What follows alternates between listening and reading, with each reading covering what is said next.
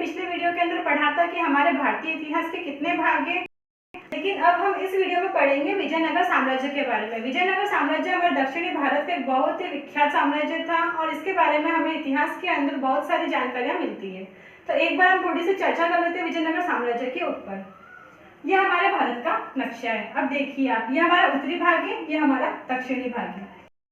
भाग के अंदर हमारे महाराष्ट्र से लेकर के ये जो मालाबार तट और कोंकण तट, मतलब टोटल हिस्सा हमारा आता है दक्षिणी भाग के अंदर। अब इसके अंदर ये हमारी है तुंगभद्रा नदी। तुंगभद्रा नदी के दक्षिणी किनारे से लेकर के हमारा तमिलनाडु कर्नाटक का हिस्सा है, इसको हम कहते हैं विजयनगर साम्राज्य। मतलब कि ये तीनों राज्य हमारे उस समय में विजयनगर साम्राज्य के अंदर आते थे। और ये जो हमारा ये हैदराबाद, जो अभी का हमारा आंध्र प्रदेश का हिस्सा है, वह कहलाता था बहमनी राज्य।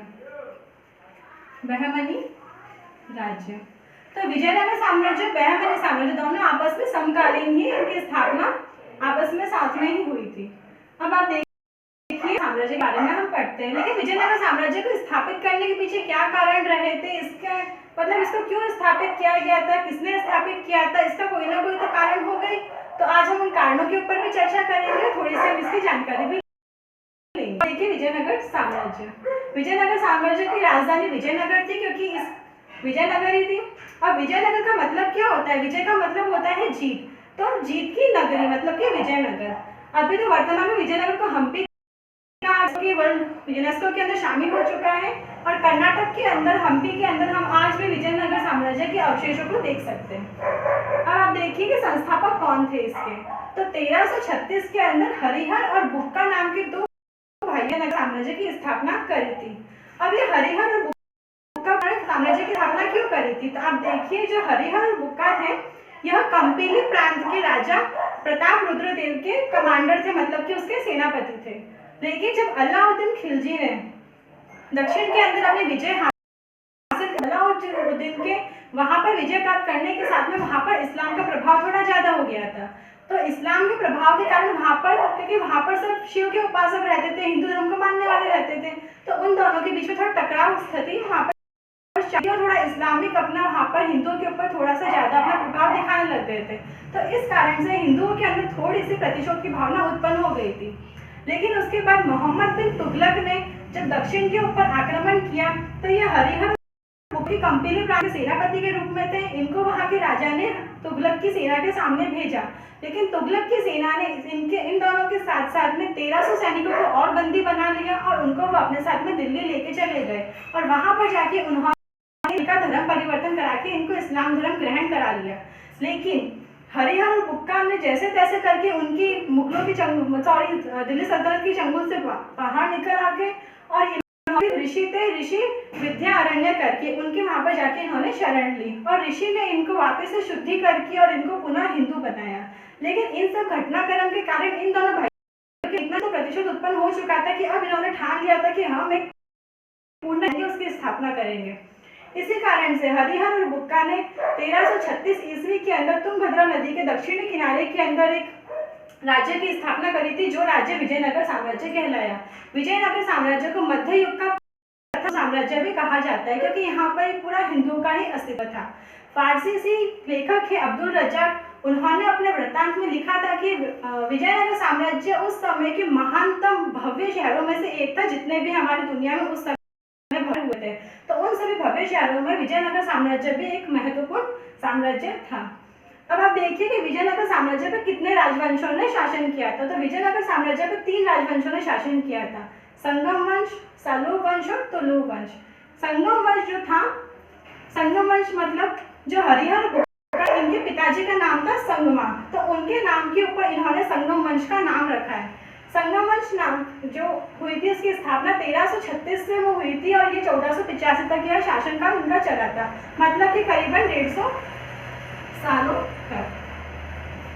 अब देखिए सबसे पहला हमारा राजा था वो था हरिहर प्रथम, और उसके बाद में हरिहर की मृत्यु के बाद में उसका उत्तराधिकारी और उसका भाई बुक्का ने इस राज्य को संभाला था।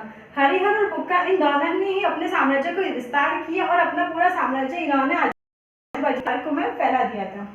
इसके बाद में हरिहर द्वितीय का शासन आया अब हरिहर द्वितीय ने ली थी राजाधिराज की उपाधि। जब भी क्वेश्चन आवे कि राजाधिराज की उपाधि किसने ली थी, तो वो हरिहर प्रथम ने नहीं ली थी, वो हरिहर द्वितीय ने ली थी। इसके बाद में देवाराय प्रथम आया, उसके बाद में देवाराय द्वितीय आया। इस तरीके से इनके आपसी संघर्षों के साथ में ऐसे करके इसमें कुल मिला के 14 राजवंश 14 शासक हुए थे, लेकिन उल्लेख किसी के मतलब उल्लेख में यही मेन शासक आते हैं। अब इसका संगम वंश का जो अंतिम शासक था वो था विरूपाक्ष द्वितीय, लेकिन अपनी निर्बल नीतियों के कारण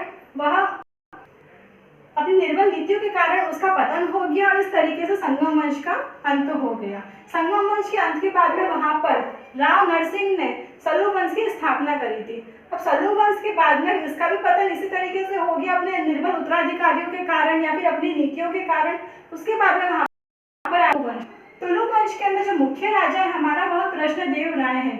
कहा जाता है कृष्णदेव राय के समय वहां पर कला उन्नत अवस्था में थी। उसने बहुत सारे मंदिरों का निर्माण कराया, साहित्य वहां पर बहुत ज्यादा मतलब तमिल साहित्य को उसने बहुत ज्यादा प्रोत्साहन दिया जाता है। स्वर्णकाली कहा जाता है कृष्णदेव राय के शासनकाल को।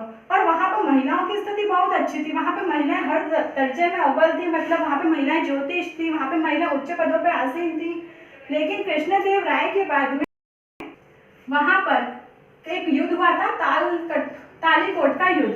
तालीकोट का युद्ध एक्चुअली हुआ था, उसमें सिर्फ विजयनगर साम्राज्य एक तरफ था और उसके अलावा 5 साम्राज्य उसके विपरीत दिशा में थे। उसके अंदर से बहमनी, अहमदनगर और इसके मिला के आसपास के राज्य मिला के कुल 5 राज्य थे।